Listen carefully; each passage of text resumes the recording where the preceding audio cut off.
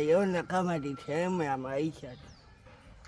Kuna wakati natafakari sana, hii nifanye nini kama mwanadamu, lakini kikubwa nilikuwa nafikiri kwamba Mungu angekuwa mwanadamu, hii dunia ingekuwa tunateseka sana. Mungu anatuvumilia sana.